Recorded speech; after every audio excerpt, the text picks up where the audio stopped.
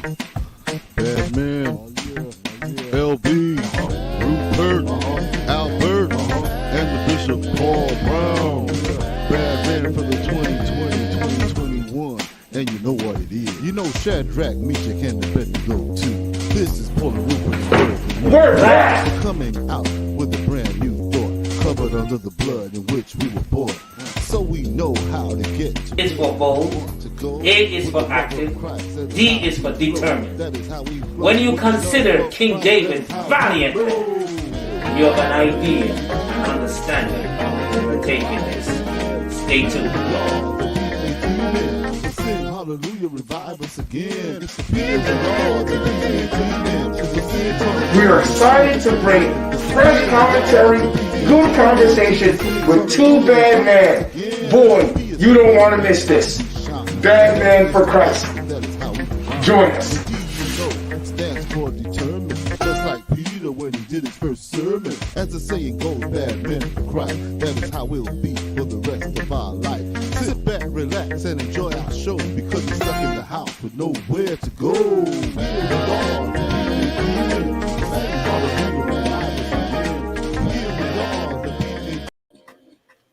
Welcome everyone to another edition of our BadMan Show. Yes. We thank you for allowing us to come into your homes on this another Monday evening, and we are delighted. We want to thank you for this exciting opportunity. With me on tonight is Elder Mark Brodus. He will be sitting in place rather for our overseer Rupert Johnson, who I would say had just returned from a fantastic Father's Day celebration. However, we're delighted to have Mark. So put your hands together. Good to see you, Bishop Paul. How are you, man? Good to see you. How are you doing today, man? I am doing good, sir. So how was your Father's Day, Elder Mark? It actually was a good Father's Day weekend. My wife and daughter took me out to dinner Saturday night, and then Sunday morning I had the opportunity of preaching at my home church, and then wife and daughter treated me out to some more food after that and dessert.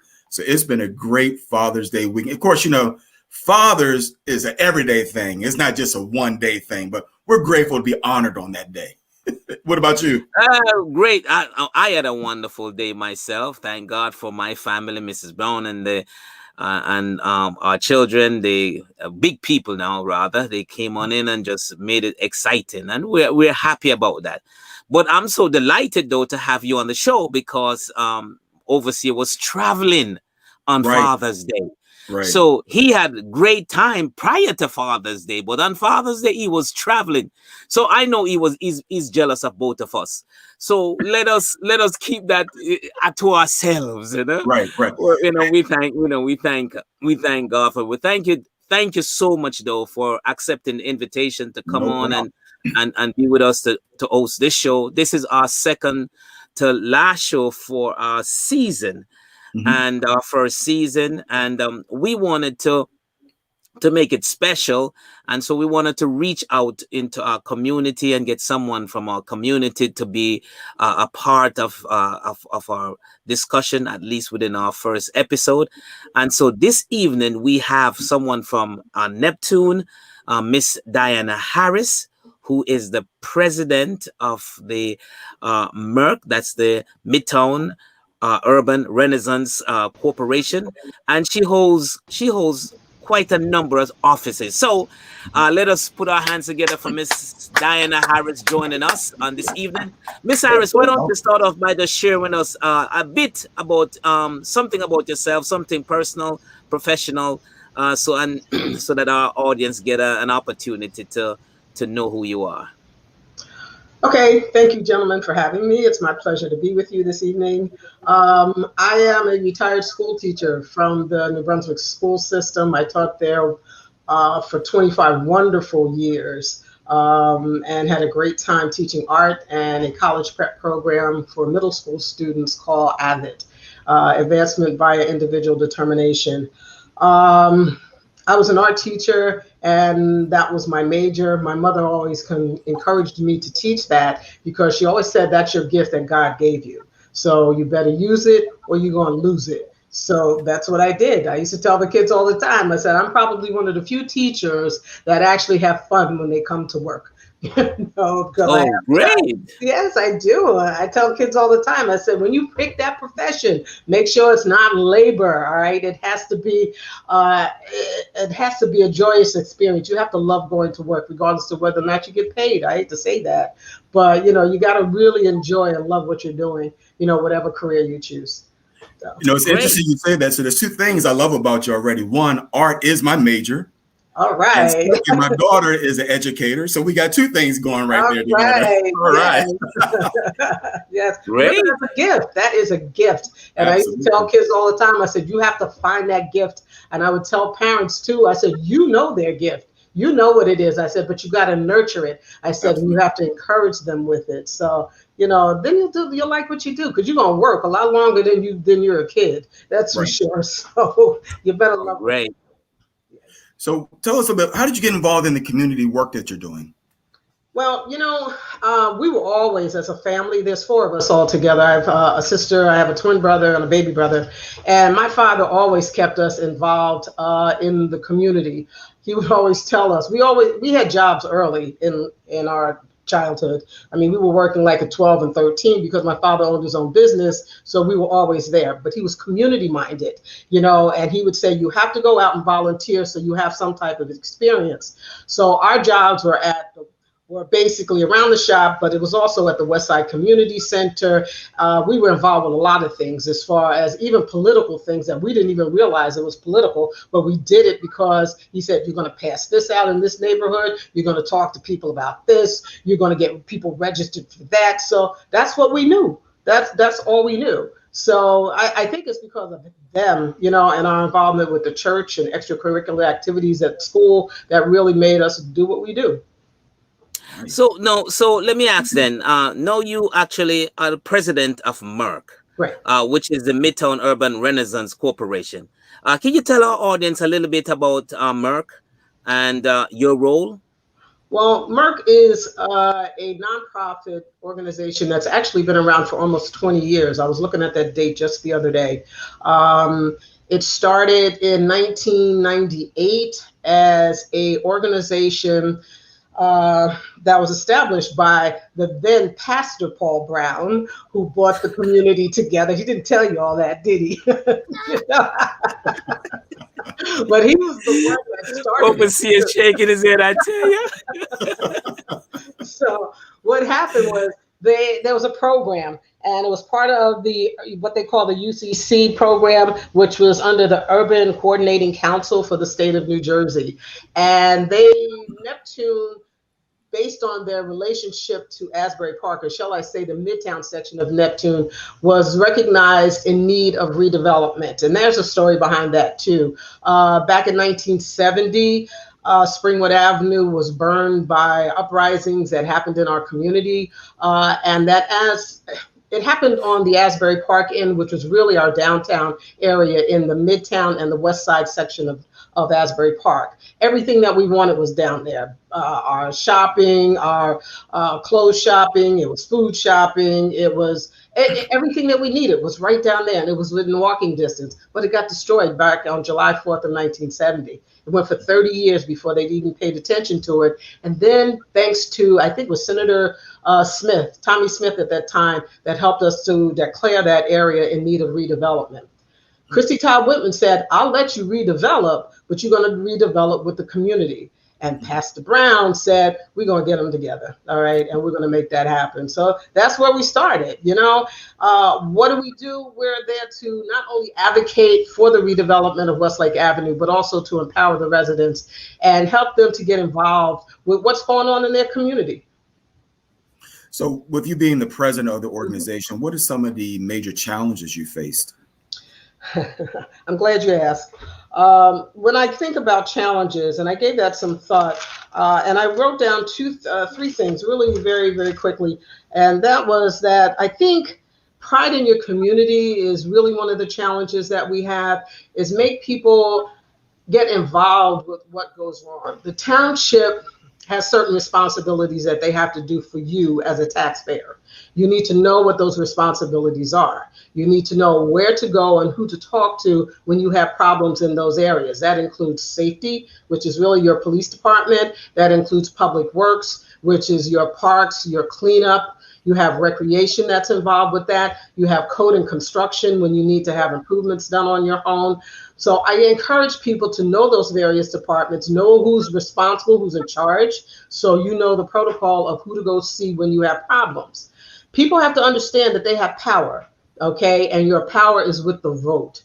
And that's the next thing that I think is an important challenge for us. The Midtown community that I represent has the largest number of registered voters in Neptune, but consistently has the lowest voter turnout. We have been trying for years to change that, and we are going to continue to work on that because there is power in numbers, and we have to realize the importance of it. Yes, people died for it. We know that, all right? But there's just so many of us that just don't utilize it because they think your vote doesn't matter, but it does. I'm telling you, it does.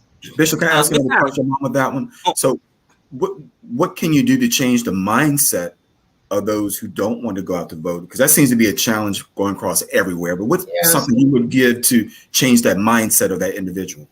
Thank you. Well, you know what? I think a lot of times, number one, sometimes politicians tend to take certain communities for granted because they just say, they're not coming out to vote.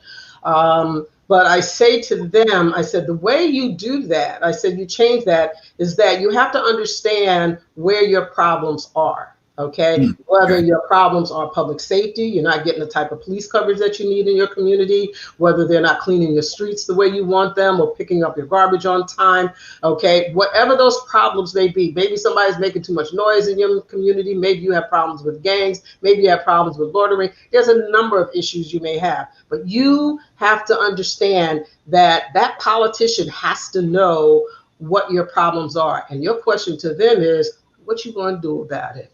All right. And as Janet Jackson says, what have you done for me lately? So if you can't if you can't see where they are looking at what the needs of your community are, all right, and not really doing anything to help you, all right, then you know that's not the person that you need to be voting for. So the first thing you need to do is make people aware of what the problems are in their community. And when they come knocking at their door, all right, those are the things they tell them. And those are the things that they look for when they get in office to make sure you have to hold them accountable for whatever your needs are in your community. I know Miss Harris is from Neptune area.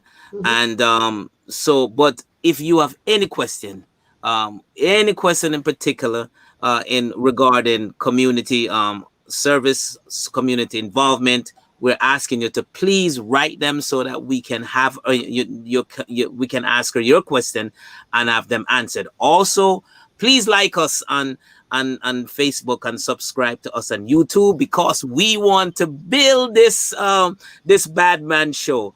And we truly appreciate your participation, and we want you to actually let other people know about this BadMan Show.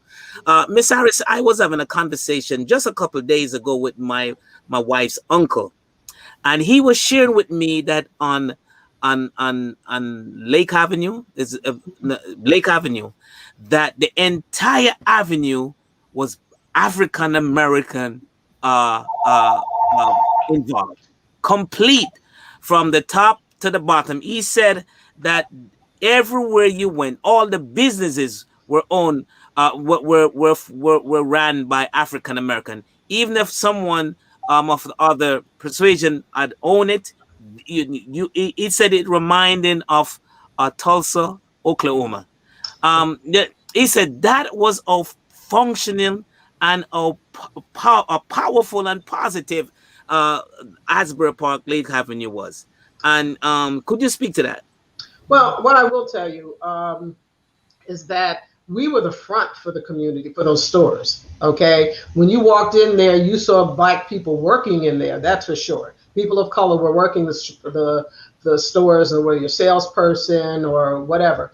But the majority of those businesses were owned probably by people of other cultures, like Jewish people or, just other races of people that were there. But we were always the front. All right. We were the ones that were being hired. Yes, we had barbershops. Yes, we had hair salons. Yes, we had certain stores that were restaurants, particularly, that were owned by African Americans. But those that weren't, the people that owned those businesses had enough sense to hire us and make sure that the people that were in that community were being hired and they were supporting us with jobs. And I think that's not the most important things, because we really do want to promote entrepreneurship. We really want to encourage our young people today is to really start opening up those businesses, and come up with those creative things or products or touch services that are needed in your community and that are not being met. All right. Why shouldn't they be from people of color?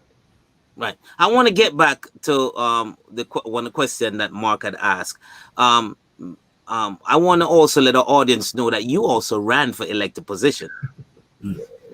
Could you speak to the challenges as an African American woman running a campaign? What was it like? Well, let me put you this way.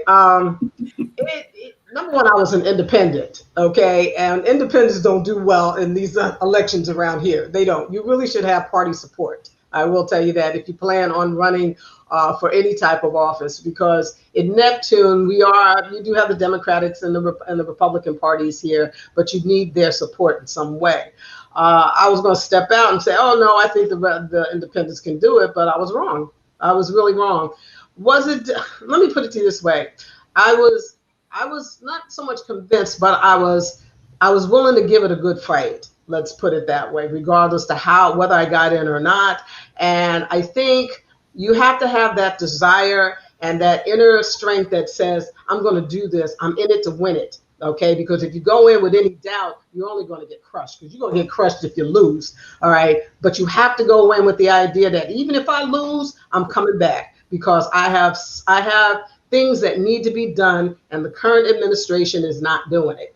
So you have to be that voice. I used to always say to them, in order to get some changes made, you got to be sitting at the table. You really do. You have to be sitting at the table. And those are the things that even Merck wants to encourage, like people from the Midtown community and all areas of Neptune. Your area needs to be represented on that planning board. It needs to be on the board of adjustments. You need to be on that school board. You need to be on that township committee. You need to have representation of people that have your best interest at heart. Okay, because everybody comes in with their own agenda, but you better make sure that who's there, somebody is speaking in your behalf. And it's got to be more than one. It's got to be more than two. It's really, out of those 5, it's got to be at least 3 people that's working in your behalf. We have a question, Mark. You want to take it? Yes. Okay. Says, does your organization work with homeowners associations? We're not. All right. Yes, we do. Okay. And I say that because one of the things we learned when Merck was being established is that you have to develop relationships. And part of our mission was to develop homeownership. So to say homeowners associations, yes, we do. There are organizations that come to us and we partner with them. Probably our biggest partner at this point is really First Pentecostal Church. But we do have access to other agencies like the Affordable Housing Alliance, Interfaith Neighbors, and other organizations that we partner with, because that's when you have strength in numbers, where you have to be that resource to say to people, you have this problem, I might not be able to help you, but I can tell you where to go so that you can get the help. It's all about educating our residents, and making sure that they are empowered, all right, to take this on, because I'm getting old. My trustee board is getting older, but we still need to educate and empower our younger generation to take on what we feel or what we educate them to be a priority. And that redevelopment on Westlake Avenue is not finished yet, and it needs to be done. Well, that's good, because that kind of leads into a question I have is, it talks about, what advice would you give someone who's listening right now, how to get involved in the community, and what type of advice would you give as far as challenges to look out for? Well, I always encourage, if you're involved with a church, because that's how we started out, churches really is your best way of understanding how organizations work. Okay. And usually you can get churches involved in whatever is going wrong just in your community where your church sits, so if there's things that are happening, whether you have gangs that are next door to your church, or if you have problems with anything, that needs follow-up from the township, then your church needs to be involved. Because I'll tell you, if you want a reaction from that township committee or any of those boards, walk in there with 10 or more people, you'll get results. I'm telling you, you will get results, because now they know that you got back.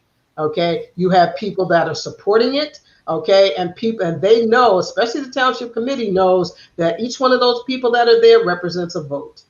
They all represent a vote. Have you had a lot of doors slammed in your face in the process? Oh, yes.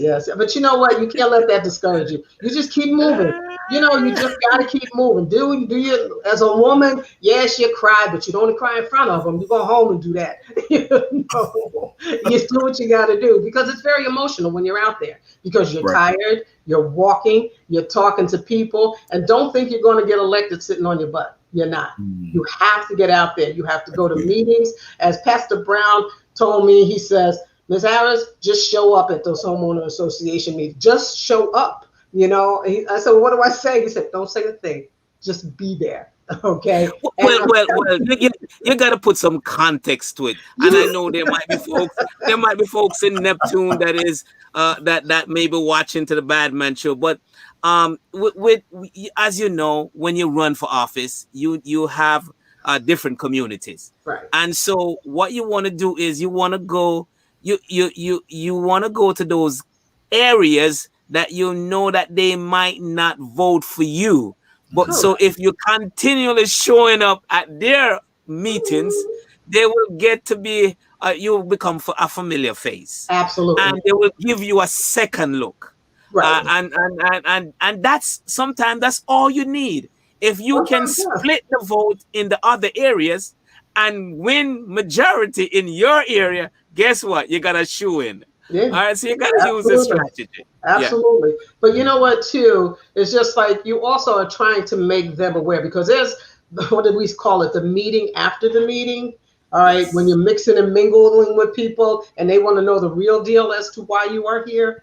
Okay, then you start to talk about what's going on in your community and how certain things that you hear from them at their community meetings, you just say, you know what, same thing happens on my side.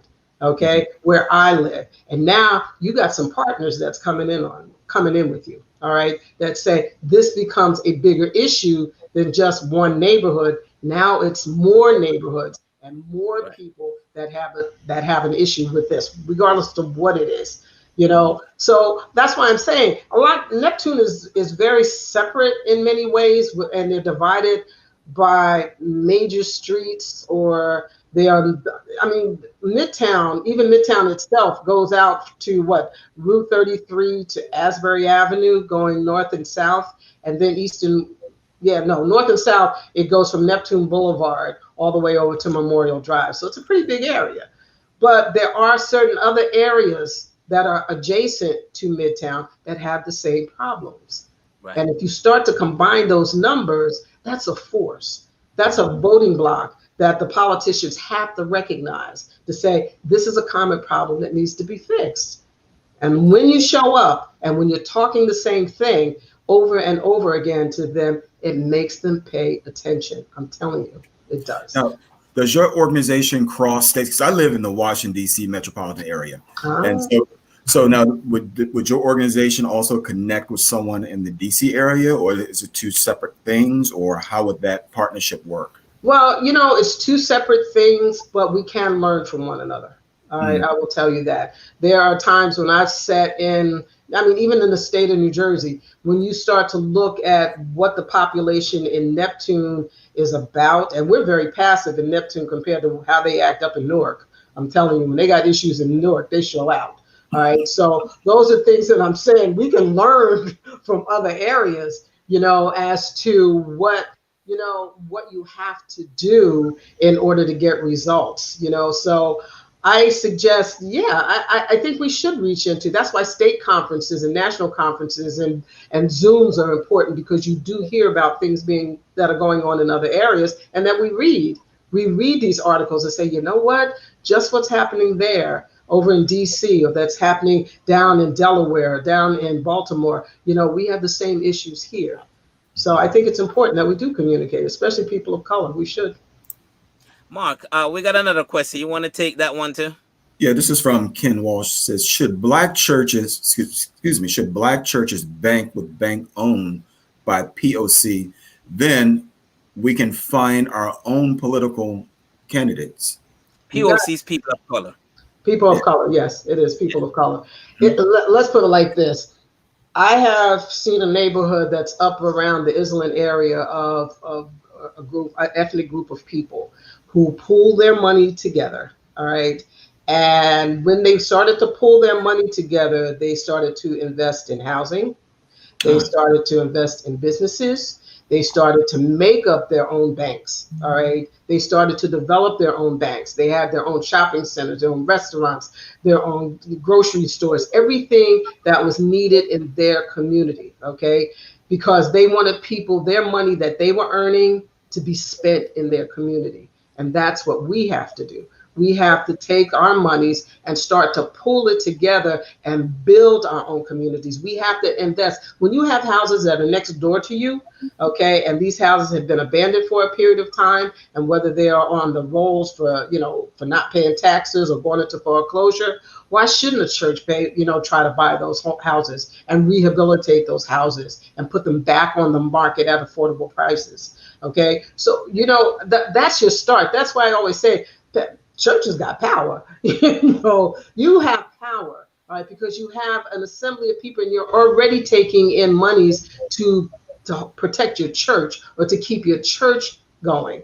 But you have to go beyond your doors to say, now we're going to help to better the community that surrounds that building. Okay. And you know what? You might pick up some extra members when you do it. So, Miss Harris, yeah, I got a question. We have a Juneteenth question that our overseer gonna pop in to ask you. But before he pops in, I want to ask this question, and probably Elder Mark has one too. But we want to leave a little space for our overseer, because we'll talk about that a little bit later on. But I know quality of life is very important to you. Mm-hmm. Could you speak a little bit to how churches can get involved with, say, a community garden, tutoring? Could you share some of your thoughts on that? Yes. All right. I think, tutoring is very important, especially now with COVID and the amount of children that probably did not do well as far as the virtual learning that was involved. I think if you can, your churches are a safe haven for your kids. Okay. So if you can get volunteers or you can get people to come in and help tutor these students, all right, it's only going to make it better, because now you're training them in-house. All right. You're training them to the importance of education. And that's what we have to make important, not only in the churches, not only the education of our religion, but also the education that they're getting in schools. So, you learn. I mean, think about it. I remember once I was, and this is a short story, I was out in over by the Grand Canyon, and I went to see a reservation. And this tribe told me, they said that they did not allow their kids to go to public school until they were the age of 10. And I said, why not? He said, because they had to know about their religion, they had to know about their culture. All right. So that when they started to talk, when they started to be involved with other cultures of people, they knew who they were. They knew who they were. The Jews do it. We as people of color, we have to make our kids feel good about who they are. We have to make them feel good about the color of your skin. They got to know that we're from royalty. They have to know that even though that we came here, not all of us, but some of us are products of slavery. I know my parents my mother was a sharecropper. It was a word that she never wanted to use. I said, Ma, you were the backbone of this country. I'm telling you, I said, the things that you picked, all right, the cotton that you picked and the tobacco that you picked and the beans that you picked and all of those things helped to make a resource. Slavery was a big commodity in the United States. Okay, so I'm just saying, yes, we came from that, but we have to understand that the White House was built by slaves. Right. We have to understand that we are part of the foundation of this country, and we will not be ignored. We won't be ignored. So, Mr. Just to pick a bit off of what Bishop Paul said, so how has COVID-19 impacted your organization? Well, it made us rethink a whole lot of things. I will tell you that, because everything went virtual, all right? And we were used to community meetings, where you had an opportunity to talk to people in person. Right now, we are going through strategic planning as to how we are going to reinvent ourselves so that we become we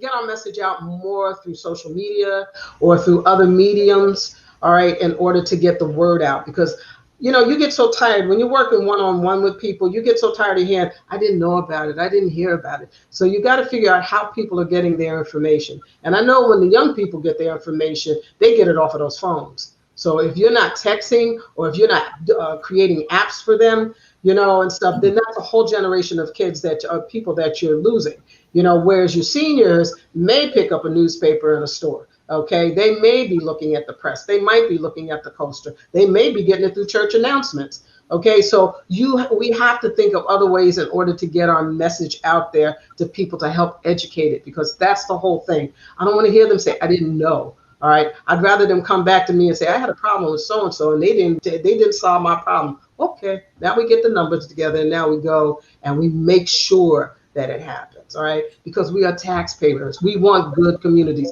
And we do. We want clean streets, okay? We want safe streets, all right? We want good schools. We want all of those things for our kids, So these are things that, it makes you feel good when you can walk outside and, the garbage is picked up, and that people are cutting their grass, those are the kind of things, and there's certain things that may happen if you see a senior over there and they may need help. Try to get them the resources that they need. Or sometimes you got to get a little community group over and say, you know what, we're going to help this older person across the street and we're going to go over there and rake her leaves. We're going to shovel her snow, or do those things. It's that sense of community, and I will tell you, the Midtown community, one of the things I have found that when people moved up the hill, all right, as they say in Neptune, you either live up the hill or you live down the hill, but when you live down the hill, you have a greater sense of community and closeness that other areas of Neptune do not have, because lots are bigger, or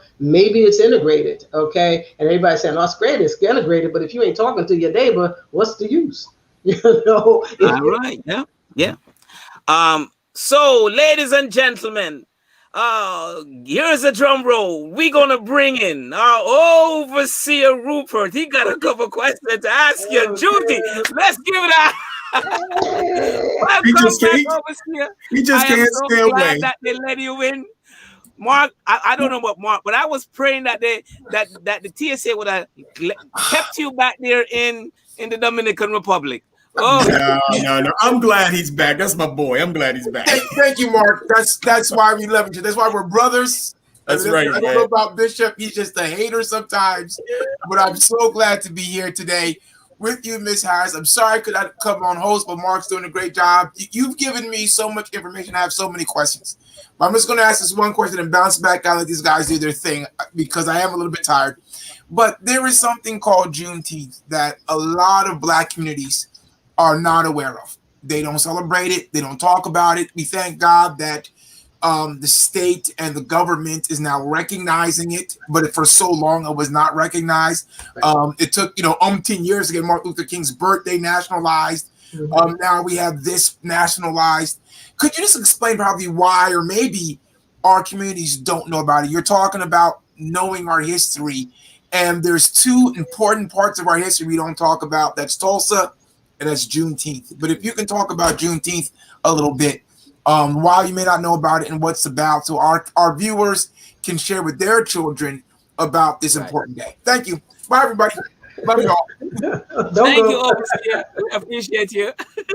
Well, Neptune just started this weekend. Neptune did their first annual, their first what we hope to be annual Juneteenth celebration, and we did it in combination with the city of Asbury Park. We had a movie night on Friday night. We did a short introduction to the education, teaching them about what Juneteenth is all about. And for those of you that don't know, it's called Emancipation Day or Freedom Day, when the slaves down in Galveston, Texas, actually found out that they were free, which was 2 years after the emancipation was documented. All right, it wasn't signed until later, but the slaves didn't know about it. Okay, there wasn't any social media, there wasn't any of that, so they just didn't get it. Probably because many of them probably didn't read, and their bottom line was their slave masters probably didn't want them to know about it, so they didn't follow through. It's just like when they do ordinances in your town. It's only as good as the paper that it's written on, but even with that, if you don't make sure it's enforced, okay, the paper doesn't do you any good. Okay, so you have to make sure that it's enforced. So that's when it was 1863 that they actually declared them free, but it wasn't until 1865 down in Galveston that word got down there. But even when you say it's free, we're free, I mean, that's fine, but what does that mean? Okay, because so many of them were used to working for someone else that told them what to do and when to go to bed and when to get up and when to do this and that. So all of a sudden you got all this freedom, all right? It's just like being in prison. All of a sudden you're free, now what? Where am I going to go? What job am I going to have? All right. Where am I going to live? It's all of those things. So what does it mean to us now? It is a time. I am so glad to celebrate in the warm months instead of the month of February. That's the first thing. So we get a chance to be outside and we get to celebrate with the music and the food that's familiar to us. All right. We get a chance to talk about our ancestors. We get a chance to talk about the accomplishments that we have made. We get a chance to strategically plan how we're going to continue to solve some of the problems that we have in our communities. We're going to look at the George Floyds. We're going to look to say, are we a parallel situation to George Floyd? Do we have that police problem here in Neptune like they have, in other parts of the country? All right. And if we do, how are we going to solve those problems? How are we going to talk with these people or these administrators, all right, to say this is what needs to be fixed because this is a problem we're having in our community. All right. We might be getting answers to the police too late. I don't know what's going on in everybody's block. But what I'm saying, it wakes us up, all right, to the issues that we have and how we need to go about fixing it so that we're not 10 years down the road with the same problems. We need to fix them and fix them quickly. I'm glad you said that because I heard one person made the statement that all this is turning out to be just a ceremonial type of thing. And that's why I'm glad you made that statement that you just made, because some people just feel that way. It's just a ceremonial thing. Well, you know what? The other piece of that too, I heard you say, well, they don't know about it. Juneteenth was a Southern thing. All right, I always knew it. Oh, yeah, it was down there. Y'all do that down in the South. We didn't do that up here. But people didn't understand that there was slavery up north. Okay, New Jersey, the state of New Jersey was the last one in the Union to abolish slavery. Okay, and the Black History Committee is really trying to study that now. It's like, okay, let's talk about the slave ships that came in on the New York Harbor. All right, how did those people migrate here? How did they get here? What jobs did they have when they came? Or what slave trade did they do when they came to the shore? All right, were they working for rich people that own those houses? All right, were they farming? Were they farmers here? Okay, were they working in the factories? I know when my mother came up from North Carolina, she worked in factories. My father came here by way of the military, and he came from Virginia. So what I'm saying is that we need to research that. Okay, we have to understand what happened. All right, back in those days when we had those Tulsas. All right, and those Tulsas that got destroyed because we were doing well. And we were doing well on Springwood Avenue at one point until it got burned down. All right. And we're saying, do we deserve to have it come back, or do we deserve to have it built back? Absolutely, we do. OK. And it wasn't all Black. It was a very diverse community down there, even when I was a child. All right. We were living with Italians, but we were living with mostly Puerto Ricans, but Hispanic people. All right. So we have always been known as a diverse community. But we have to put that back and say, we need a community that is for us. so that people that want to celebrate with us come to us, all right, and put their dollars in our community. Beautiful. One more last question, Bishop, if I can. So how come Tulsa, you think, was not rebuilt? You know what? I think, I'm not really sure about that, but what I can tell you, or what I'm hearing, is that many of those towns, once they were burned, that they took major roadways and divided those towns, all right? So that they automatically took it. And if you look, really start to look at Neptune, all right, and Asbury Park. If you go, the railroad track is what separates the cultures, all right? It separates the rich from the not so rich. Let's put it that way. Okay. The railroad tracks, when we had the riots, and we call it the riots, we call it what it was. It was a riot. All right. But it was okay when we were burning down over on the west side of Asbury Park. Okay. But when they crossed those railroad tracks, that's when the National Guard came in and started shooting. So those are things that people have to understand. There are major roadways that keep our community segregated. Okay. And until we do something to either put some type of economic plan together to say, these are the businesses and these are the things that we need in our community so that the dollars stay here, stay not only within our neighborhood, but within our town. All right. Then we are just, we're going out of town. We're working out of town. I can tell you, for me, I never worked in Neptune. Never. I could never find a job that would pay me enough money to live off of. Okay, so when I was younger and got out of college and was looking for a job, if you weren't employed by the hospital or the school system, okay, then you had to find some minimal paying job, and work your butt off, and I'm saying the minimum wage needs to be raised. It's a lot of things that need to happen. So I just say we have to build our own wealth. We really do. And our wealth will spread to other parts of Neptune and other parts of New Jersey. Miss Harris, it was a pleasure having you on. You have provided us a wealth of information. Professional. We applaud you. We celebrate you. It was beautiful. And of course, Mark, by all means, thank you so much. You're welcome. Always ready to help us. Always ready to help us. And we appreciate. And to our fine audience, those that have been sticking with us, those that have been staying with us. We want to say thank you. Please remember to like us on Facebook and to subscribe to us on YouTube so we can continue to build this great show. Yes, absolutely. And with us, great. Thank you so much. Amen. We have, I believe that's Pastor Pauline Moss, if I'm correct. Yes, that is commenting on our show. Thank you. And we are delighted. Thank you so much. There is is that your, who is that, Mark? Come on, say something. That's my daughter saying great job. That's the educator. So, Miss Harris, we're gonna have you to stay on a little bit after the show, and we truly thank you. Thank you, Deacon Howell. Yes. A great supporter of our show. We're kind of winding down. Our last show is going to be on, at least for the first season, is going to be next Monday. And we truly want to invite each and everyone to come and join us. Miss Harris, do you have any last word? We have about a minute you would like to say to somebody listening of how to get them to get involved. Well, you know how to get the church is involved. Right. How to Churches, get them moved. Open up your doors and make sure that you are aware of what's going on around your church, all right, in the community that surrounds your church, where the problems are, okay, and what you can do to help. That's the main thing. If you want to start out how you get involved with community service, start with your churches or find an organization that has the same passion that you have. I think that's the best way, because people say, why do you do this? I said, because I am passionate about my community. I am passionate about Midtown, all right, and the fact that that street needs to be done, all right, and Merck's not going away until it's finished, until it's complete. Mark, Elder Mark, last words, anything you want to share with us before you go? Again, please be ready, because you know we're going to call on you again, all right? Hey, well, I'm just going to take Rupert's job. That's just it. Thank you. I know that would get him in.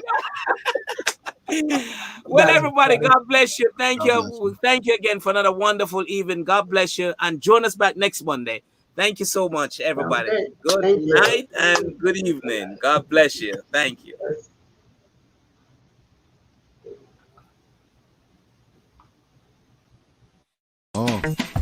BadMan, LB, Rupert, Albert, and the Bishop Paul Brown. BadMan for the 2020-2021. And you know what it is. You know Shadrach, Meshach, and Abednego too. This is Paul and Rupert and we're the new crew. We're coming out with a brand new thought, covered under the blood in which we were born. So we know how to get to where we want to go with the love of Christ.